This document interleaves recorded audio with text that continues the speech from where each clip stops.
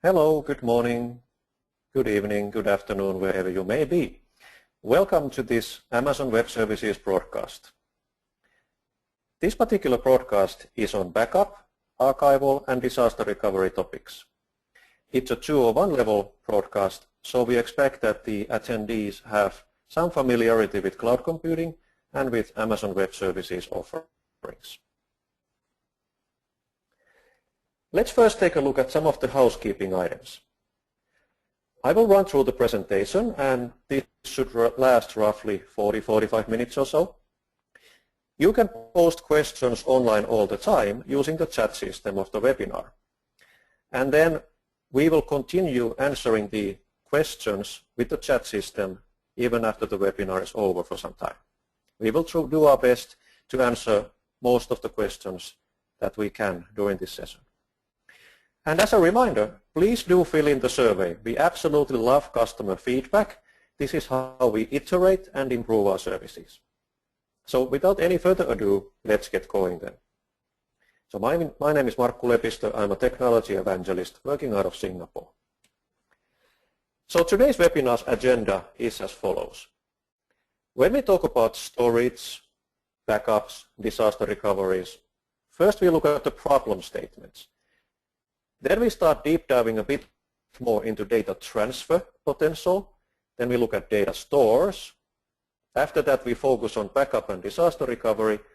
And then we look at some potential next steps once you have those in order. So let's start with the problem statement. Is there a problem? And if there's a problem, what is the problem? Well, this is the cause of most of the problems. It's actually a good thing, of course, that we are constantly producing more data. So as you know, we have more and more devices. People can easily have 5-6 devices on their person, mobile, desktop, laptops, etc., tablets. So more and more devices with more and more people producing and consuming more data content all the time. All this data has to be stored somewhere. It has to be handled, and you need to handle and serve all of your millions of customers potentially. So data is exploding, as well as the mobile devices and the needs on the backend servers. So this brings a lot of pressure to traditional enterprise on-premises solutions. Here on this slide, you can see a subsection of different enterprise storage systems. So from the left, you have your primary block storages. They are SAN arrays, for example. Then you have file storages. You might have some NAS boxes, archival units that might be disk-based with backup software, or you might have tape infrastructure for archiving. Then if you have production business, you should have a disaster recovery plan and strategy. You should have replicated storage and also workload capabilities from an off-site location, which provides you geographic resilience and high availability. There are a few problems with these. Data is exploding, so each of these is getting more load and demands. You can see from the big picture that the current enterprise systems, if you build it this way, are very complex, and complexity actually leads to systems being brittle. Brittle means that they are overly complex and there are a lot of dependencies, difficult to manage, and it breaks easily. You can also see from this picture that the data is siloed across these systems. Sometimes it's good, of course, you want your disaster recovery site to have a second copy of the data, that is the whole point. But sometimes in your primary system, having data locked away in a silo makes it difficult to access or leverage the data for other use cases. If and when you need to do a technology refresh for these systems, it is expensive. And then last but not least, you need to do capacity guessing. Your capacity requirements are growing, but exactly how much, it's hard to predict. When we talk about tape backups, traditional way, they are pretty slow. It takes a long time to recover. You need to manage the tapes. The tapes are breaking. You need to transport the tapes. You need to retrieve them back. You need to process it. So think about this.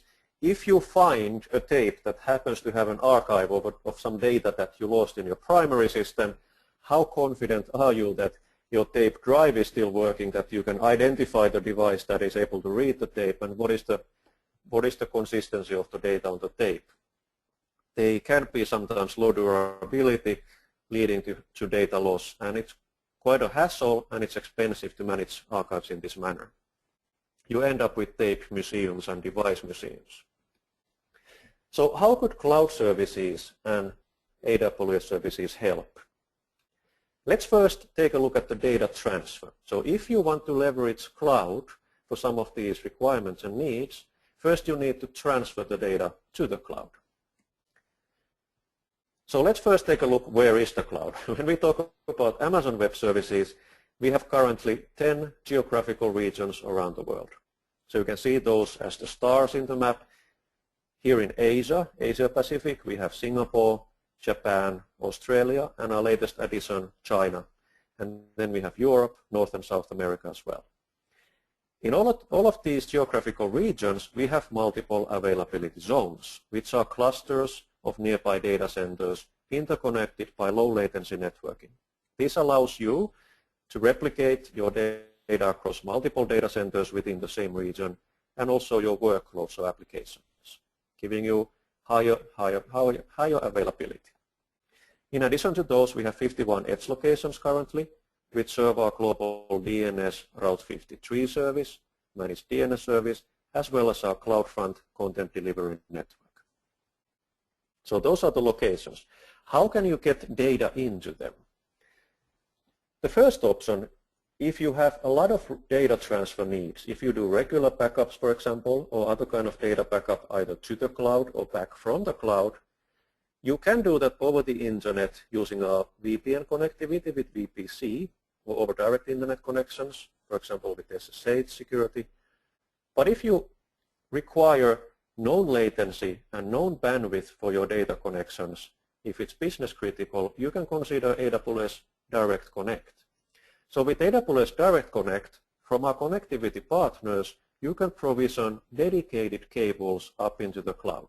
And if you provision more than one, they will be connected towards different data centers in Amazon or different availability zones, giving you link redundancy as well. You can use these links in active, or active standby mode. Then you get dedicated bandwidth, known latency, and you bypass the internet completely. This is handy for large-scale data transfers.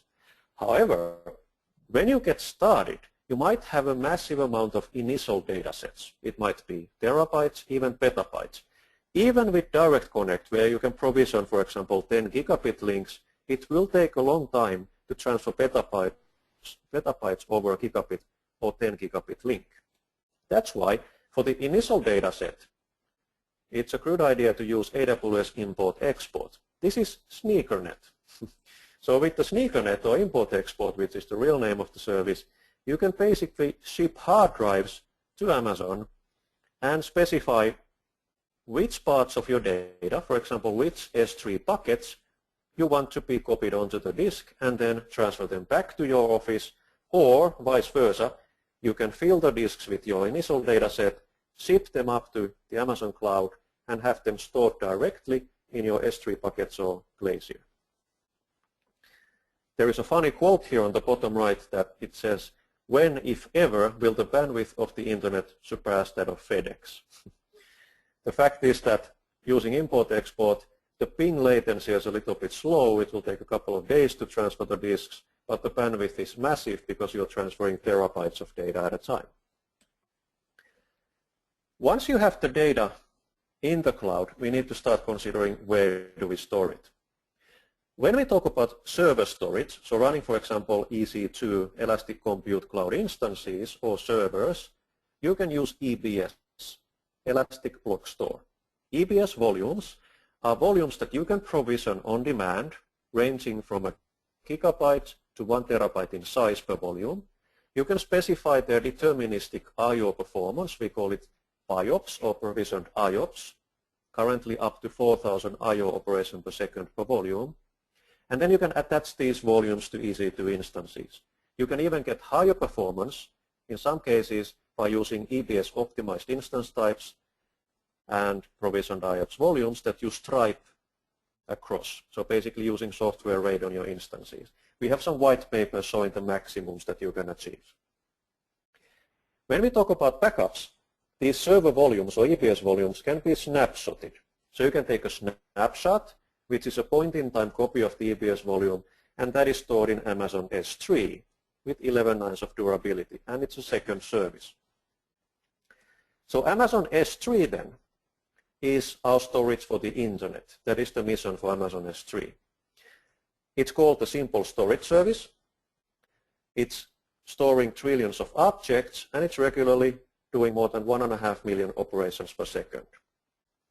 So Amazon S3 is an object store. It's key value based. It's not a block storage volume. You do not format it with the file system. With EBS, you can format the volumes with the file system of your choosing or use them as raw volumes. With Amazon S3, it's a simple put, get, update system. So you put objects or files into the system and you can get them back with a simple web interface. The objects that you can store in S3 can range from 1 byte to 5 terabytes in size. And interestingly, S3 provides 11 nines of durability. That means that if you store, for example, 10,000 files in S3, theoretically in 10 million years, you might lose one. So it's high durability. S3 achieves this by replicating your content across multiple devices, across multiple availability zones. But all your data stays in that region where you put the data. So for example, if you store the data in a Singapore region, in S3, it stays in Singapore region, unless you copy it somewhere else. And you can also specify server-side encryption in S3 with a simple click or option, or you can encrypt the data before you upload it to the cloud. To complement S3, we have our Glacier deep archiving service. So Glacier is designed for infrequent access records keeping. So that data that you want to store for a long time, really cost efficiently, Glacier is perfect for that. You can achieve a price level of 1 cent per gigabyte per month with Glacier. We are able to offer it at this quite interesting price level because of the storage pattern, the access pattern. The normal access pattern for Glacier is that if you want to retrieve the files back, the normal retrieval time is between 3 to 5 hours. So Glacier is used for deep archiving for long-term storage. It provides the same 11 nines of durability as S3. So to summarize, EBS are very fast server volumes that you can mount and snapshot. S3 is a fast, highly durable object storage with unlimited capacity, and S3 and Glacier is providing the same 11 nines of durability, but it's used for slow, infrequent archivals at very good price point. You can also do automated lifecycle actions. So here in this picture on the far left, you can see short-term buckets. S3 offers an option called Reduced Redundancy Store, or RRS. By lowering the durability from standard 11 nines to 4 nines of durability, you can enjoy up to 20% cost savings. Reduced Redundancy Store is great for those kind of assets that you can reproduce later. The master assets, for example, your master video files, you would put in S3, and then derived copies, for example, transcoded video movies with different codecs and screen resolutions, you can store in Reduced Redundancy Store and enjoy cost savings then. You can also do lifecycle management actions and specify that certain S3 buckets will automatically expire files that are certain age. So let's say after 1 year, the files in this bucket in S3 are automatically transferred to Glacier. And after 10 years, for example, you can set a rule that they expire from Glacier and they are deleted permanently. When you talk about storage planning and TCO for storage, it's not easy to do apples-to-apples comparisons. If you build storage systems in your data center, you typically go through this kind of process. You might have a petabyte of raw storage capacity available, unformatted, unstriped, unmirrored. However, once you create those RAID groups, volume groups, you end up with maybe 800 terabytes of usable storage.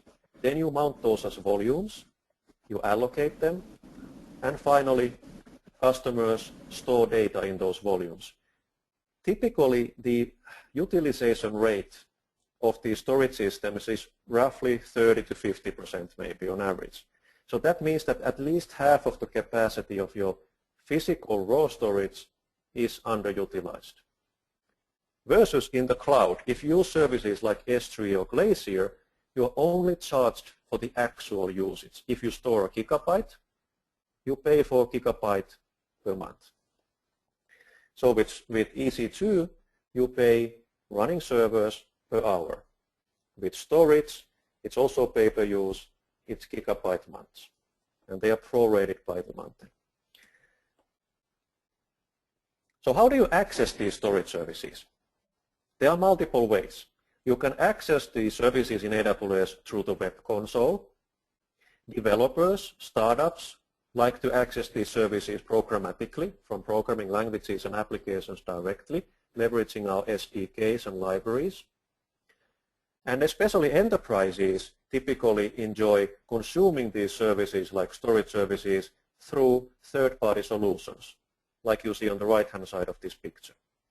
So a great number of backup and archival solutions, for example, can nowadays leverage Amazon S3 and Amazon Glacier as the actual storage destination or the second level of storage.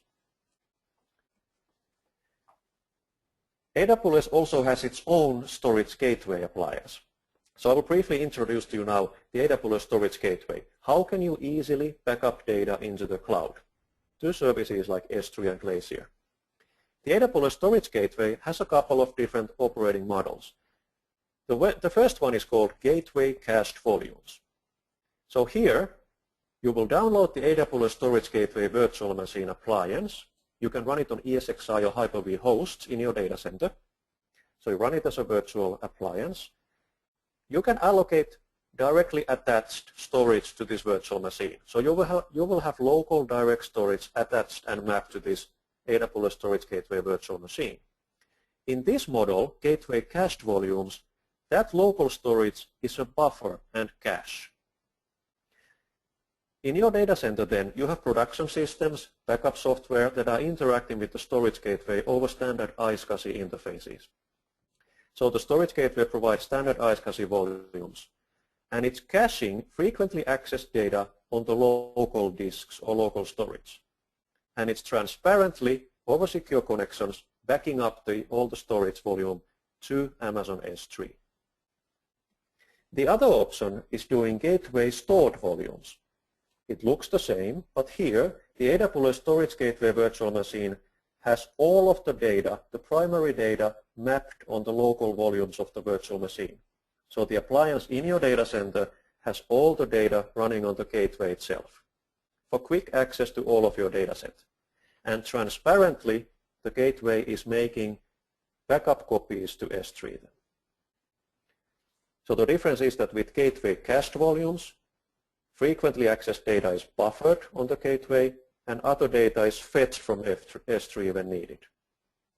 With gateway stored volumes, all the data is accessible locally and a transparent backup copy is made to S3.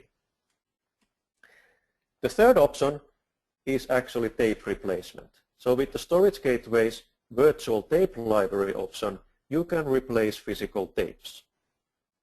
In this model, the storage gateway presents itself as a standard tape appliance. Your backup software or archiving software can continue using the same settings, the same configurations, but you can simply switch from physical tapes to the storage gateway that is presented as a tape library. The tapes, when you back up to tape through this gateway, are stored as objects in Amazon S3 with 11 nines of durability. And a tape shelf, so if you have a tape changer, you can also replace this one. In this case, the tape shelf is Amazon Glacier. So fetching from the shelf is a retrieval operation from Glacier then. We have also a lot of partner solutions that provide added value. One example here is Riverbed. Their white water appliance is similar. It's also an appliance running in your data center. They have different models. It has advanced capabilities, for example, deduplication of data. With data deduplication, they can significantly reduce the size of the data set that is actually backed up to the cloud, to S3 or Glacier. So then you can enjoy reduced data transfer and bandwidth needs, and also you store less data in S3 or Glacier. When we choose the data store, you need to do some planning. What data store do I need for what needs? What are my actual needs and requirements? In this heat map that you can see on the picture, we have mapped out some of the different storage services of AWS. And the red color on the left means that it's really, really hot data, operational hot data that is being transactional or accessed right now. On the right-hand side, we have cold data, deep archival. And then we have also the data structure here. So on the top of the screen, we have unstructured data. For example, Amazon S3 and Glacier are simply collections of objects. As you move down the chart towards Amazon RDS, Relational Database as a Service, Redshift Data Warehouse, we have highly structured data with schemas. On the hot side of the data, we have DynamoDB and ElastiCache, in-memory caching, and superfast NoSQL key value store with provisioned capacity, Amazon DynamoDB, for really operational fast access to data. And then Amazon Glacier is cold storage. Amazon EMR or Elastic MapReduce there, roughly in the middle, can be used to transfer unstructured data into highly structured data. So basically clean up and structure data and then store it, for example, in SQL databases or data warehouses. When we look at the bottom half of the screen, you can see that there are also different requirements for the speed of access. So the request rate, are we talking about milliseconds response time requirements or minutes or hours? Then how much are you willing to pay per gigabyte? What is the latency that you can tolerate, and what is the data volume that you want to store? Ultimately, it's a trade-off between the cost, the volume, the access pattern, and the structure of your data. We are more than happy to engage you in this planning with our solution architects, for example, and help you decide what is the best way of storing data for your different business or application needs. It's usually a combination of different services. Let's switch gear a little bit and talk about recovering from disasters. Once you have stored data in the cloud, and potentially also your server images, how could you easily manage disaster recoveries? Again, it's a balance. So here in this chart you can see that backup and restore is really the simplest way to back up data into the cloud and restore it, get it back if you need it. That is typically the most cost-efficient way as well. Pilot light system means that you can start recovering from disasters quickly, faster. I will explain that soon. And as we move towards warm standby system and active hot standby systems, your costs increase because then you're running the workloads across multiple data centers or disaster recovery zones, but at a higher cost, of course. But then it means that you can recover from disasters more quickly. It's all a matter of RTO and RPO.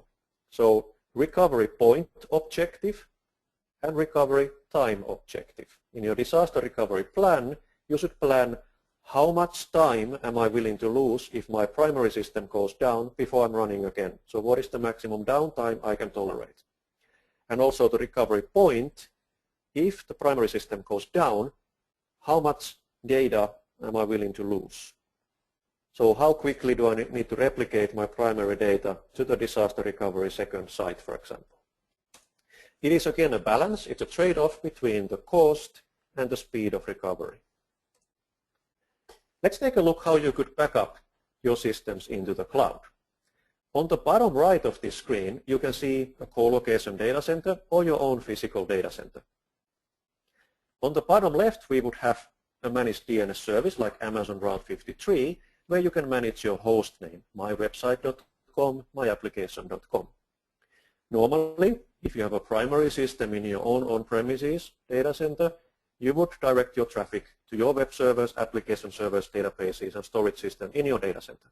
However, you can do regular backups, for example, of your databases up into Amazon S3. So then in Amazon S3, you will have a point-in-time copy of your master database data. You can also back up your servers, so you can image your servers and configurations, and then store those, for example, as EC2 AMIs, Amazon Machine Images, in the cloud. They are stored in S3 as well. So these are server images, copies of your servers that you have on premises. Now, if you have a disaster, you can use Amazon Route 53 to do health checks. Based on the health checks, your primary site goes down, and Amazon Route 53 can transparently fail over the domain name, manage your domain name addressing, and fail over your traffic to the secondary site. And in order to save costs, you can fully build the secondary site in the cloud. So you don't have to invest in a physical second data center and in identical CapEx-based copies of your primary system that you never really need unless your primary system goes down. When you use the cloud for your secondary system or failover system, you only pay for what you use. So normally you pay for the backup storage of your databases and application server images, and you run the servers in the cloud only when you need them, which is when you practice the disaster recovery, or when you have an actual disaster and you need to run your traffic from the secondary site in the cloud. So how do you bring up the traffic then? You would create EC2 servers or instances from your server images in the cloud. They would need to have the latest configuration, so configuration management is important. And then you would restore your databases and primary data from the backups in the cloud. And Route 53 will then route the traffic and health check that the secondary system is up and divert your traffic to the cloud. And then you would, at the same time, continue fixing your primary site. With the Pilot Lite, the principle is this. On the left, you have your primary site, your own data center. And normally, you would just mirror or replicate your primary database into the cloud. So in AWS, you can run an RDS, Relational Database Service database, MySQL, Postgres, for example, with a small instance that is just receiving the trickle of binary logs. All the changes that happen in a master database on the left in your own premises will be copied transparently to the replica in the cloud. And your application servers are hibernated. They are configured, but they are not running. So you only pay for the storage of those. If your primary system goes down, you can use Route 53 to route the traffic to the secondary system. You can bring up the servers in minutes or EC2 instances, and then you can increase, so vertically scale your database server, RDS instance, from a small instance to a larger instance able to handle enough traffic. And then you only pay for this while your primary system is down. Then you can later fail over back if you want. So to summarize, with the cloud, you can help your business enjoy next generation enterprise storage.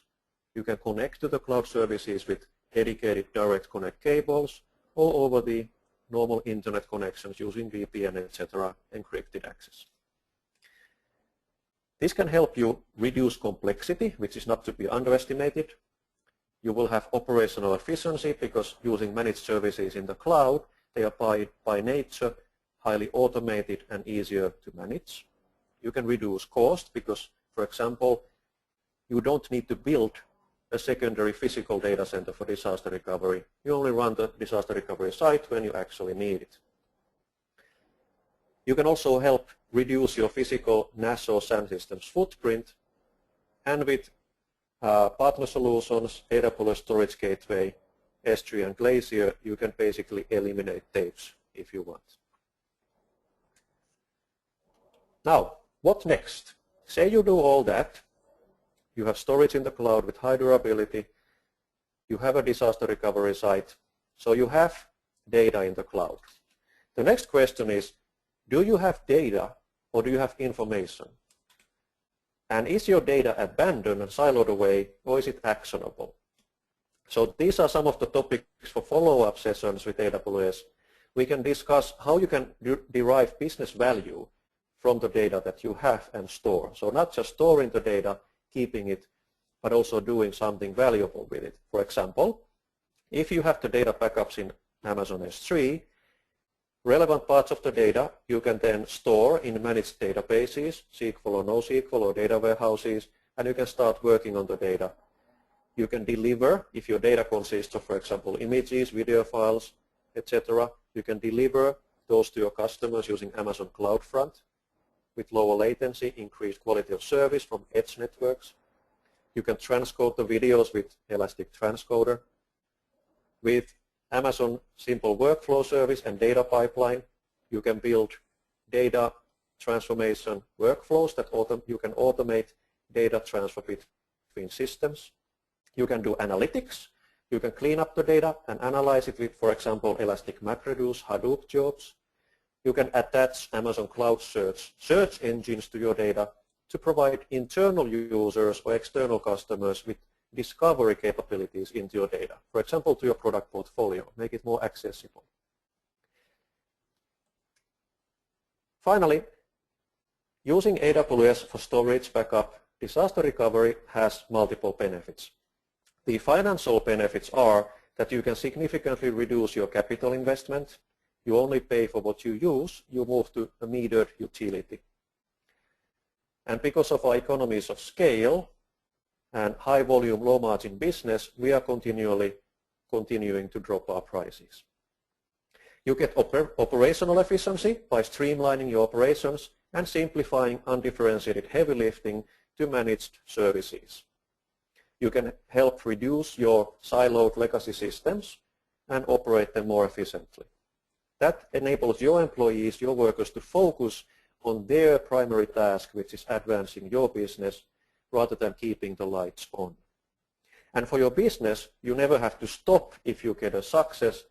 You don't have success disaster because you can scale up the capacity as you need it. So you never have to slow down the pace, even if you have a lot of new customers, which is great. This can also help you enable innovation because the cost of failure in the cloud is approaching zero. It's easy and quick and cost efficient to try things. Those that don't work out, you throw them away, you try something else. Those that work, you then scale up. Good. Now I would like to show you some demos. So let's move to some live demos. So what do we have? Now we are looking at the AWS console here. And we are looking at CloudFormation. CloudFormation is a way to templatize, it's probably not a word, to create templates of infrastructure. Basically to describe in a JSON text file the infrastructure required to run some services or applications. I have used AWS CloudFormation to create a disaster recovery primary site in Singapore and a secondary site in Tokyo, Japan. So 2 AWS regions. You can see here in the CloudFormation Singapore site, you can see Singapore on the top right, that I have deployed the DR or disaster recovery primary system. And this stack CloudFormation system is created and running. When we look at the events, let's see how long it took. So in this CloudFormation template, I have described this disaster recovery demo system. I started deploying this system at 2:41 p.m. and the system was deployed and running at 2:54 p.m. So in 13 minutes. So in 13 minutes, the whole system was built. What kind of system? Let's take a look. This is Singapore EC2 now. I switched the EC2 console. We are looking at a load balancer. The name of this load balancer is Disaster Recovery Primary Load Balancer. So this is in Singapore. Behind the load balancer, I'm currently running 4 instances or 4 EC2 servers. You can see that they are distributed across multiple availability zones and they are in service. So the load balancer is happy, these servers are healthy, able to serve traffic. Let's switch to Tokyo. In Tokyo, I have a second load balancer, which I deployed, the Tokyo system I deployed with a second CloudFormation template, also in a matter of minutes. Here in Tokyo, we have a failover load balancer. I have given it a name, DR failover. this is a warm standby system. In order to save costs, in my standby failover system, I'm running only one instance. But it's located in a auto-scaling group, so I can easily, quickly add capacity if I need beyond this one server in Tokyo. I'm using Amazon Route 53. Route 53 lets me manage the systems. So here we can see that I have been testing the primary system in Singapore. You can see that in Singapore we have had some issues. That's because I have been removing the servers forcefully, causing disasters in Singapore. So this is the CloudWatch metric of Amazon Route 53 in Singapore. You can see that I have been causing some problems there in the primary site. When we switch to the secondary site health check, we can see that the secondary site is healthy and happy. This is Tokyo. I have not been messing around. I have not been physically causing trouble or virtually terminating my servers in Tokyo. Tokyo is healthy and happy. These are Route 53 health checks. So I'm using Route 53 health checks to see how healthy is the primary site, in this case Singapore, and how healthy is the secondary site, in this case Tokyo. I'm also hosting the domain itself in Route 53. So I will show you how I have built this in Route 53. The domain name that I have created is called dr, so disasterrecovery.markku.co. So that is a domain name that I have rented, and I'm allowing Amazon Route 53 manage this domain zone for myself. So Route 53 is managing this domain. I have created the address dr.markku.co. And on the right-hand side of the screen, you can see that, first of all, I have two entries. Why do I have two entries for this domain name dr.markku.co? Because Amazon Route 53 lets you do not only health checks, but also failovers. So when we select the first Route 53 configuration item here, we can see that, this one here, we can see that it's pointing to the primary load balancer. And we have a rule in Route 53 here that says failover record type primary. Evaluate target health, yes, and it's associated with the health check that I showed you earlier for Singapore. So with this configuration, simple configuration that I did in a couple of minutes, I'm able to tell Route 53 to monitor my primary system in Singapore, associate the domain name with the primary load balancer in Singapore, and then I have a secondary entry. The secondary entry is called a failover entry, and it's pointing to the failover load balancer in Tokyo, to the failover site. You can see it's a secondary failover system, also associated with the health check from Tokyo. So the point is that normally, if everything is fine, the traffic goes to Singapore. If Singapore has some massive disaster, then Route 53, based on the health checks, will fail over to the secondary site in Tokyo. Let's take a look at the service itself. This is the service. I'm now reloading the page. You can see that the page is reloading, so the system is serving the traffic. This is a lenticular cloud, by the way. This is a simple WordPress site, but it's disaster recovery enabled across 2 geographical regions or AWS regions. I'm also able to see with simple NS lookups here which site is serving the traffic. So by executing this kind of while loop here, the NS lookup, so DNS servers, are now telling me that the domain dr.markku.co is currently being served out of Singapore region, Southeast 1. Tokyo is Northeast 1. So let's do something interesting now. Let's do a disaster. Let's see if disaster recovery really works. Let's switch back to Singapore data center now, or region, multiple data centers in use. We see the instances of EC2 in Singapore in the primary site. We have these 4 instances running. I select all of them. And now let's do something dramatic. I select actions for all these instances in Singapore and terminate. So I will now manually bring down and destroy all of the servers running the traffic out of the primary site in Singapore. Just give it a second while the system is loading. We can continue the NSLOOKUP here. You can see that Singapore is indeed serving the traffic.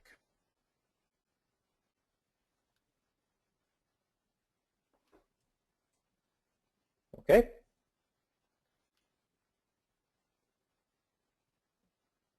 Select again. There we go. Are you sure? Yes, I am sure. Let's terminate all of the servers in Singapore. So now you can see that all of the EC2 instances that are running the service are now shutting down forcefully. So let's go back to our browser. I also have another browser here. And you can see that when I'm reloading the page, it doesn't work. Now we have downtime. If you look at the top of the browser bar there, the URL bar, you can see that I'm trying to reload and it's stuck. Now we have downtime. We have killed our primary system. Now pay attention, please, to the NSLOOKUP on the right-hand side window. So remember, Amazon Route 53 has been configured with primary site Singapore and with health checks. I have set a rule that every 10 seconds, Route 53 is checking the primary site, and I have set a rule that if there are 2 consecutive failures, this happens. Bang. Look at the bottom right of the screen. The domain name for dr.markku.co just changed from Southeast 1, which is the Singapore region of Amazon, to Northeast 1, which is Tokyo. So now we are running out of Tokyo. And now when I refresh the page, there's some browser caching sometimes. In a moment it will come. I need to refresh the browser, just a second.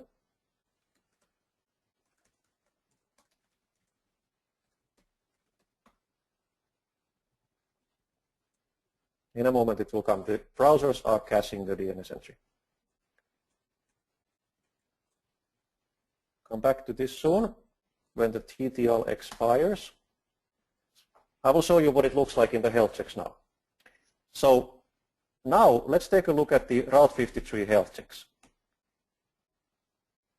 Here in Route 53, we will soon see that the primary site will switch to failure.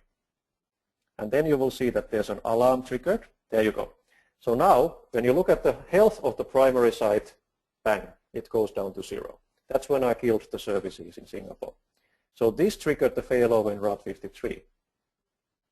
And looking at Tokyo, Tokyo is okay.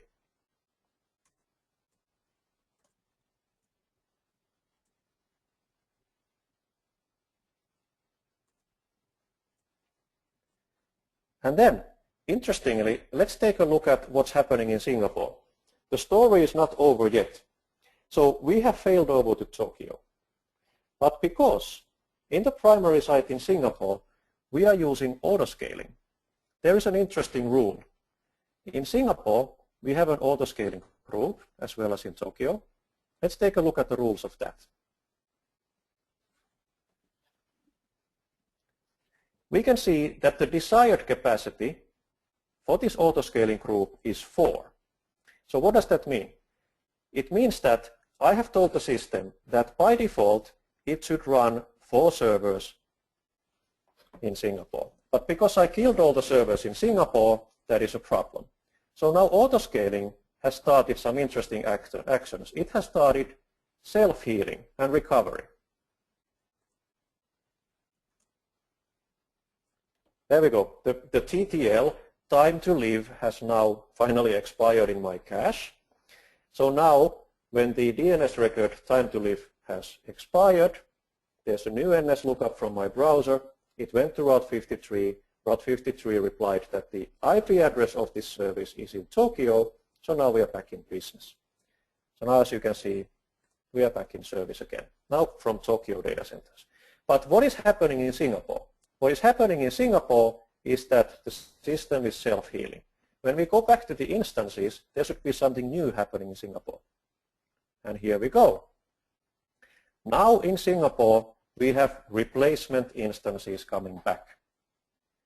The autoscaling group rule was that the desired capacity is 4 when I destroyed and terminated all the 4 instances in Singapore. This rule activated in autoscaling group. It went down to 0. Minimum is 4. Autoscaling starts bringing up replacement instances of my service. So now we are witnessing self-healing of this application in Singapore. Now we have 2 servers back here. After a while, the load balancer in Singapore, or ELB, will be satisfied that these servers are running in Singapore. They will be put back in service in the primary site. When we have instances passing health checks again in Singapore, then the ELB, or Elastic Load Balancer, will be able to report working functionality back to Route 53 health checks. And when that happens, when primary site comes back because of self-healing, Route 53 will fail back the traffic from the secondary site. Here we go. It just happened. So if you can see if I highlight this, you can see that when the replacement EC2 instances came back to the autoscaling group in Singapore, then they were health checked by the load balancer, then they were health checked by Route 53, and the Route 53 failover rule says that when primary site comes back, fail back. So the system failed over to Tokyo. After a short downtime, we were back in business. When the primary site healed itself, Route 53 health checked, and it went back. So now we are back in business from Singapore again. There, and reload works again. Let's take a look at one more look at this health graph. Yes, here we can see it. Singapore site is back in business. Here in Route 53 health checks, you can see that this was the disaster when I killed the 4 servers. It went back to 0. After a while, autoscaling automatically healed and fixed the group in Singapore. And when the primary site came back in Singapore, Route 53 failed the traffic back. And now it's back in business. This was now network level, DNS level, and application level. I will show you one more thing. How about databases? So when we go to the master site here in Singapore, let's switch to the RDS display. In my primary site here, I'm running a database, relational database, service database. I have given it a name, DR primary, as you can see here. And this happens to be a MySQL engine RDS. What you can do with RDS is the following. If this is your primary database, but you want to have a read replica somewhere, you want to have geographical cross-region high availability, or you want to increase the read capacity of your database, or you want to serve the read requests of your database nearer to your customers in another geographical region, whichever use case, you can do the following. So we can select the master database, which is now running in Singapore. We select the feature Create Read Replica. So with the read replica, what you can do is that you offload the master database from the read requests. So you can point your client's SQL read requests to the read replica. This is offloading the master. That's one use case. That's increasing your capacity. Second use case is that you can easily replicate your service from one AWS region to another region, simply by creating a database, making a read replica in another AWS region, and then once the data is in sync with asynchronous replication, you can promote the read replica to be a new master if you want to have an isolated second copy of your service in another region.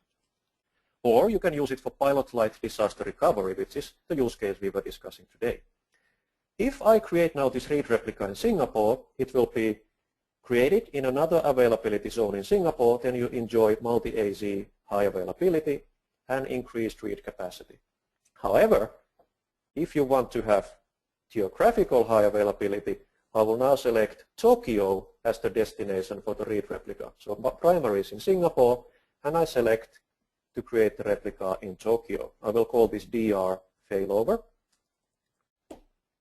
and simply select yes to create the read replica. This starts the creation of the database RDS instance in Tokyo. So we can switch to the Tokyo RDS display now. And we can take a look what's happening here. Here we go. Now we are in Tokyo, and you can see that there is a new RDS instance automatically being created. It is of type read replica, and the master is Singapore. Using CloudWatch monitoring, once this database is created, after a few minutes, you will be able to see what is the replication lag. So how many milliseconds or tens of milliseconds, for example, is the read replica behind the master. And then, if needed, you can promote a read replica to be a new master. Once this database is in sync, operating, active in Tokyo, I will be simply able to promote this read replica to be a new master. But note that when you promote a replica to be a new master, then it disconnects from the original database and it becomes a new write master. There. Those were the demos I wanted to highlight to you. So what we did was we used a warm standby system. We did a cross-region disaster in Singapore when I killed the instances, and we recovered it to Tokyo. There was a latency from my browser side because the TTL, time to live, was cached in the browser or the operating system. Once the TTL for the DNS record expired, the client switched over to the secondary site. And then the primary site healed itself with auto-scaling rules. It put back replacement servers, ELP health checking, Route 53 health checking, and Route 53 rules failed over back the traffic to Singapore. And then we looked at creating a cross-region RDS replica and talked about promoting it to a new master if necessary. Thank you very much. My name is Markku Lepistö. I'm a technology evangelist working out of Singapore. And now that the presentation is over, we will pause the screen here, but we will continue answering your questions in the online chat. But before I stop my broadcast here, I would just like to remind you that please fill in the feedback survey. Your feedback is of utmost importance to us. It enables us to iterate and improve our services. Please tell us what we are doing well or where we can improve, and then we will do better next time. Thank you so much from myself, and hope to see or hear from you next time.